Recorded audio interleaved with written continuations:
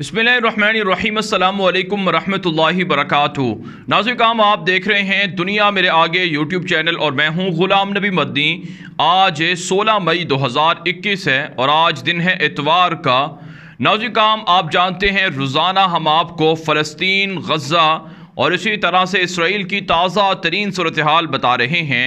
इस वक्त नाज़रीन, जब मैं वीडियो रिकॉर्ड कर रहा हूँ, फ़लस्तीन के अंदर, इसराइल और गज़ा के अंदर जो टाइम है वो सुबह के तकरीबन 8 बजे का वक्त है। नाज़रीन, रात गए इसराइल की जारिहाना कार्रवाइयाँ फ़लस्तीन के अंदर, गज़ा के अंदर जारी रही हैं। तकरीबन 150 बार फ़िज़ाई हमले गज़ा पर किए गए हैं, जिसमें 1 दर्जन से ज़ायद इमारतों को मुनहदम किया गया है, तबाह किया गया है। नाज़रीन, इसराइल की वहशियत, दरिंदगी का अंदाज़ा लगाइए कि इसराइल ने आम तौर पर कानून ये होता है, दुनिया भर के अंदर ये रिवाज है कि जब कहीं पर बमबारी की जाए तो उससे पहले लोगों को आगाह किया जाता है ताकि आम लोग जो सिविलियन होते हैं वो वहाँ से निकल जाएं, दूर हो जाएं। लेकिन आज काम रात गए जो बमबारी की गई है गज़ा पर, इसमें लोगों को पहले नहीं बताया गया और बग़ैर बताए लोगों पर जो रात को सोए हुए थे घरों के अंदर, उन पर बमबारी कर दी गई।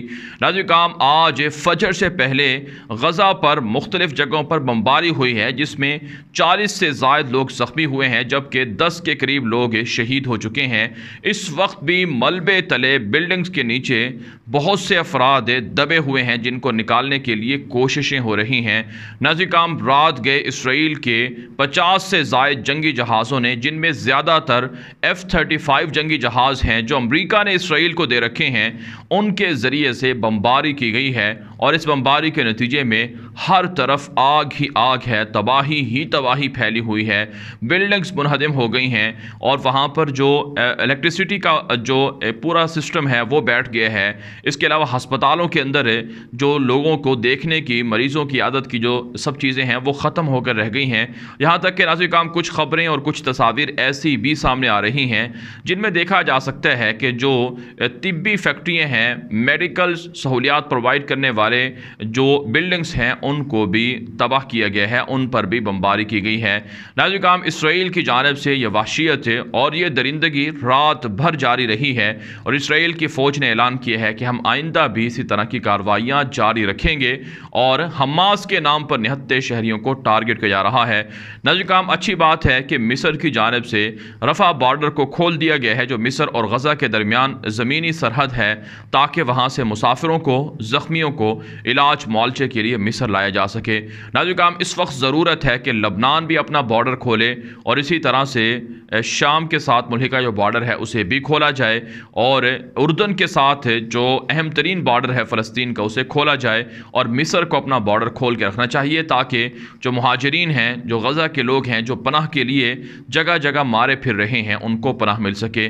और यहाँ पर नाज़रीन, एक और बात है कि मिस्र के साथ पाकिस्तान को राब्ता करके और दीगर मुल्कों को राब्ता करके जो रफ़ा बॉर्डर है वहाँ से तिब्बी अमले को और दीगर इमदादी साजो सामान को पाकिस्तान से और दीगर मुल्कों से लाजमन गज़ा के मुसलमानों के लिए पहुँचाना। नाज़रीन, इस वक्त सूरत हाल ये है कि गज़ा से इसराइल के ख़िलाफ़ भी जंग जारी है। हमास के सियासी कायद इस्माइल हनिया ने कतर के अंदर दोहा में एक बड़े इज्तिमा से, एक बड़े एहतजाजी जलसे से खिताब करते हुए कहा है कि ये जंग हमने नहीं बल्कि इसराइल ने शुरू की है, अब इसका ख़ात्मा हम खुद करेंगे। और हमास के पास और फ़लस्तीनियों के पास इतनी ताकत है कि वो बैतुल मुक़द्दस को आज़ाद करवा के दिखाएंगे और तारीख़ को एक नए सिरे से शुरू करेंगे, तारीख़ का एक नया बाब लिखेंगे, ताकि मस्जिद अक़सा, बैतुल मुक़द्दस पर यहूदियों के तसल्लुत को ख़त्म करवाया जाए। इस्माइल हनिया ने कहा है कि हमारे निहत्ते शहरियों पर बमबारी हो रही है, निहत्ते शहरियों को शहीद किया जा रहा है, लेकिन ये कुर्बानियाँ इंशाअल्लाह रंग लाएंगी और इसराइल को हम बता देंगे कि हमारे पास क्या टेक्नोलॉजी है, क्या हथियार हैं, और इसराइल को भी पता चल जाएगा कि वो मकबूजा इलाकों से किस तरह से भागता है और किस तरह से निकलता है। नाज़रीन, दुनिया भर के अंदर है, लंदन के अंदर है, पेरिस के अंदर है, न्यूयॉर्क न्यूयॉर्क के अंदर है, ऑस्ट्रेलिया के अंदर सिडनी के अंदर है, और इसी तरह से नाज़रीन किराम पाकिस्तान इस्तांबुल समेत दुनिया के बड़े बड़े ममालिक के अंदर लाखों अफराद बाहर निकल रहे हैं, सड़कों पर निकल कर इसराइल की दरिंदगी की मजम्मत कर रहे हैं। सहाफ़ियों पर जो जुल्म हो रहा है, मीडिया पर जो जुल्म हो रहा है, इस सब की मजम्मत की जा रही है। लेकिन अमरीका बदमाश ताहाल इसराइल को लगाम देने में नाकाम है और इसराइल की दरपर्दा हिमायत कर रहा है। नाज़रीन किराम आज सलामती कौंसिल का एक इजलास भी होने जा रहा है और इसी तरह से OIC अरब लीग का भी एक हंगामी इजलास हो रहा है। लेकिन सवाल यही है कि क्या इन इजलासों से कोई नतीजा निकल सकता है? यकीनन नहीं निकल सकता। इन इजलासों से इसराइल की दरिंदगी नहीं रुक सकती है। इन इजलासों से जो गज़ा के अंदर मुसलमान शहीद हुए हैं उनके ज़ख्मों पर मरहम नहीं लगाया जा सकता है। और इन इजलासों से नाज़रीन किराम जो गज़ा के मुसलमान हैं, फ़लस्तीन के मुसलमान जो आज़ादी चाहते हैं, यकीनन उनको आज़ादी नहीं दिलवाई जा सकती है। नाज़रीन किराम उम्मत मुस्लिमा को शर्म करनी चाहिए। सऊदी अरब के अंदर मौजूद जो इस्लामी इत्तिहाद के नाम से एक बड़ी फ़ौज बनाई गई है, आखिर वो कब हरकत में आएगी? आखिर ईरान के मिसाइल कब हरकत में आएंगे? आखिर पाकिस्तान के मिसाइल कब हरकत में आएंगे? आखिर तुर्की के ड्रोन तैयारे कब हरकत में आएंगे? अमलन नाज़रीन किराम कुछ करने की ज़रूरत है। महज बयानात से कुछ नहीं होने वाला है। ठीक है, पॉलिटिकल जो प्रेशर है उसे जारी रखना चाहिए। डिप्लोमेटिक जो रिलेशंस हैं उनके ज़रिए से प्रेशर बढ़ाना चाहिए, जैसे कि पाकिस्तान के वज़ीर ख़ारजा शाह महमूद कुरैशी कर रहे हैं कि वो चीन के वज़ीर ख़ारजा से उन्होंने रब्ता किया है ताकि चीन एक बड़ा मुल्क है, उसके ज़रिए से इसराइल पर प्रेशर बढ़े ताकि इसराइल वहाँ पर जारिहाना कार्रवाइयाँ रोक दे। नाज़रीन किराम हकीकत ये है कि ये जंग हक़ व बातिल की जंग है, जिसमें दुश्मन एक तरफ है, जिसमें सारी कुफरिया ताकतें हैं, और जो मुसलमान हैं, इस्लाम है, वो एक तरफ है। चाहे चाइना हो, चाहे रशिया हो, चाहे यूरोप के सलीबी मुल्क हों, ये सब यहूदियों की हिमायत में खड़े हुए हैं। इसलिए मुसलमानों को मुत्तहिद होना होगा और ये जंग उन्हें खुद लड़नी होगी। नाज़रीन किराम अब हम आपको बताते हैं कि इसराइल के अंदर जो तबाही गज़ा से फायर किए जाने वाले मिसाइलों से हुई है, उसमें इसराइल को कितना नुकसान पहुँचा है। नाज़रीन किराम रात गए इसराइल के दारुल हुकूमत तिल अबीब पर मिसाइलों की बारिश हुई है। जी हाँ नाज़रीन किराम, मिसाइलों की बारिश हुई है। रात गए तकरीबन गुज़श्ता 10 घंटे के दौरान जो गज़ा से मिसाइल फायर हुए हैं इसराइल के ख़िलाफ़, उनकी तादाद तकरीबन 200 से ज़ायद बताई जा रही है। 250 के करीब तादाद है जो गुज़श्ता 10 घंटों में जो गज़ा से जो मिसाइल फायर हुए हैं इसराइल पर, उनकी तादाद बताई जा रही है। जिसमें नाज़रीन किराम जो इसराइल का दारुल हुकूमत कैपिटल है, जिसे दुनिया के अंदर एक बड़ा मजबूत और दिफाई एतबार से बहुत ताकतवर कैपिटल बताया जाता है, वहाँ पर नाज़रीन किराम सड़कों पर मिसाइल गिरे हैं, बिल्डिंग्स पर आकर मिसाइलों ने हमले किए हैं और तबाही ही तबाही फैली है। इसराइल की मसरूफ़ तरीन जो शाहराहें थीं, जो सड़कें थीं, वो तक तबाह होकर रह गई हैं। जिसका मतलब ये है कि इसराइल किसी गलतफहमी में ना रहे, इसराइल का दारुल हुकूमत इसी तरह से बर्बाद होता रहेगा। नाज़रीन किराम यहूदी मीडिया जानबूझकर आदाद व शुमार छुपा रहा है। इस वक्त अस्कलान के अंदर और इसी तरह से बीर सब के अंदर और लुद के अंदर और तिल अबीब के अंदर, इश्कोल के अंदर, ये बड़े शहर हैं जहाँ पर तबाही फैली हुई है और वक्फे से गज़ा से रॉकेट फायर हो रहे हैं, मिसाइल फायर हो रहे हैं।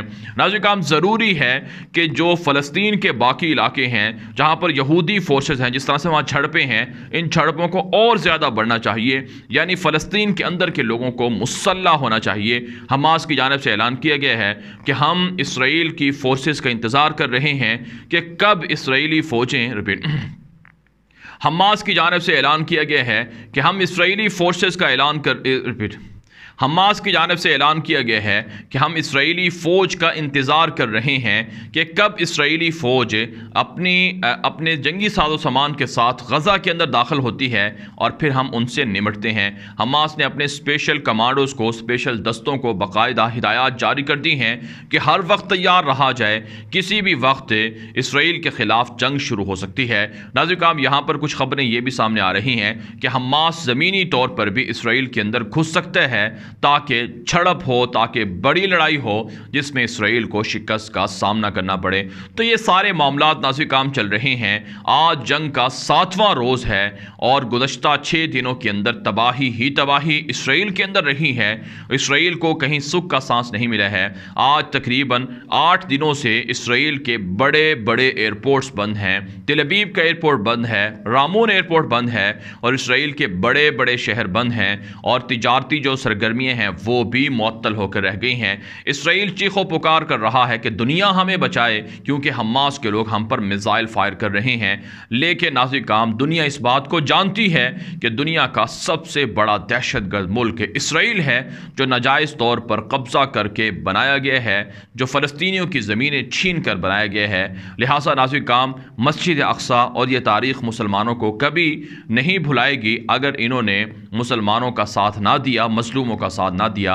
ये हमेशा बुज़दिल लिखे जाते रहेंगे तारीख़ के अंदर। इसलिए ज़रूरत है इस बात की कि सारी इस्लामी दुनिया मुत्तहिद होकर अपनी फ़ौजें जो मस्जिद अक्सा की हिफाजत के लिए, गज़ा के मुसलमानों की हिफाजत के लिए भेजें। इमदादी सामान गज़ा के मुसलमानों के लिए भेजा जाए और गज़ा के मुसलमानों को वहाँ से निकाल कर पुरअमन जगहों पर बाकायदा उन्हें पनाह दी जाए और उनकी मदद की जाए। अगर हमने इसमें ताख़ीर की या किसी भी तरह की तसाहुल किया या किसी भी तरह की गफलत की तो तारीख़ हमें कभी माफ़ नहीं करेगी। पारा नाज़रीन काम इस वीडियो के हवाले से आपकी क्या राय है, अपनी राय कमेंट के ज़रिए से ज़रूर हम तक पहुँचाएँ। साथ साथ नाज़रीन काम आप अगर ट्विटर पर अगर आपने अभी तक हमारा गुलाम नबी मदनी अकाउंट फॉलो नहीं किया वो ज़रूर फॉलो कर लें। उसका लिंक आपको इस वीडियो की डिस्क्रिप्शन में मिल जाएगा और आपको हमारी स्क्रीन पर इसका स्क्रीनशॉट भी नज़र आ रहा है क्योंकि बहुत सी वीडियोस और तस्वीर और ख़बरें ऐसी हैं जो हम आपको वीडियोस की शक्ल में इस यूट्यूब के अंदर नहीं दिखा सकते। लेकिन बहरहाल हमने ट्विटर अकाउंट पर लम्हा बलम्हा वक्फे से जो ब्रेकिंग न्यूज़ हैं, जो वहाँ के हालात हैं वो हम आपके सामने रख रहे हैं, उसे आप ज़रूर फॉलो कर लें। इजाज़त दीजिए, अल्लाह हाफ़िज़।